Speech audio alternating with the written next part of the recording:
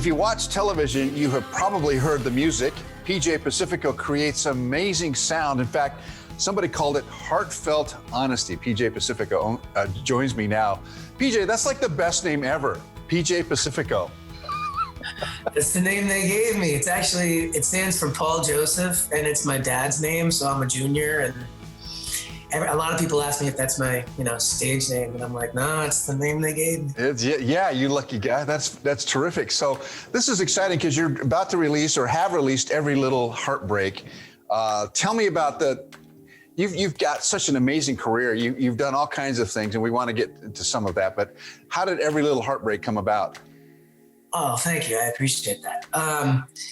I wrote it with my friends Garrison Starr and Valerie Broussard. Garrison and I have been collaborating for a number of years. Same with Valerie. Valerie and I are in a band called Signals and Smoke. Mm-hmm. And it was written right at the top of lockdown last year. And it was originally for the band. We wanted to get a song for Signals and Smoke, but after a bunch of stuff and vocal arrangements, it landed on me as a solo artist with Garrison singing along with me. And it's about, we knew that lockdown was eventually going to end, and we already felt the stress of it. So we wanted to just put out a positive message through like one of the craziest times, or the craziest times we've all ever lived through. Oh yeah, for sure.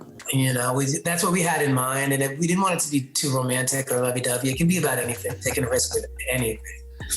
So, so you've done a lot of things, and you've toured, and you've been a solo artist, and you've collaborated with some of the best people who worked with some of the biggest names in the music business, and of course, when we hear your music on television, it's really interesting to see how some artists will focus just on touring, or just on songwriting, or just on whatever. You've managed to make an enterprise out of the music business. Tell me, was that a conscious choice, or was that organic? Totally organic. Yeah, it all kind of fell in my lap. Winding up on Viper Records kind of fell into my lap, and I did the release tour, record, release tour cycle for a bunch of years and albums. And then one of those tours, I was on the road with Garrison Starr, and I heard her ends of the conversation. She had a licensing deal and a publishing deal, and she was turning songs in, and songs were due for these shows. And I'm like, what the heck is she talking about? I have no idea what she's talking about, but it sounds super cool. So long story short, she explained everything, and then she set up a week for me in Nashville with a bunch of co-writing sessions. And I naturally ended up in the songwriting world. And as soon as I entered the first songwriting session, and once I entered that room, I felt so at home. I loved it. And I signed a licensing deal a couple months after that. So I just kind of dove into that from like 2015 till about top of this year-ish, when Viper said that we're going to do a single and an album. And you're like, congratulations, I just figured out how to make money in the music business. Right.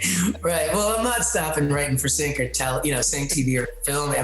That'll always happen. But yeah, you're right. Like, it was like, wow, okay, I don't have to jump in a rental car and be exhausted and pray that 50 people show up to my Des Moines gig on Tuesday night, Hey, I've been there. I know what that's like. But at the same time, I wouldn't change anything because it all led up to this. So It just seemed to be a serendipitous thing. So I think one of the most interesting things about you, and there are many, of course, you're a cancer survivor. You went to University of Hartford, and you had such weird feelings about surviving cancer, and then an imposter syndrome kind of fell into your inner being. How do you get rid of those demons? How do you push through all of that? That's a great question. How much time do we have? Cancer. Well, to answer your question, I work through it. I talk to people. That's what people are for, and people have that as a profession for a reason. They make painkillers. When you have a headache, you should take a painkiller. If you have a problem, you really should talk to someone. So over the years, I've had therapy and family and friends to talk to. I've battled alcohol and cancer and struggled with both. And I had survivor's guilt, you're right, after cancer. And I'm still working on that. It's gotten a lot better. And imposter syndrome, I didn't know it was a thing until recently. One of my members of my team at Viper told me about it. She was like, I think you have imposter syndrome. Wow, really? Check it out and get back to me. And I was like, oh, yeah. But here's the thing about that, PJ, and that is that artists extract from pain amazing art. And you've done that. You've done that very successfully. And I hear it in your voice, and I hear it in your songs, and that is what people connect to. Well, I hope so.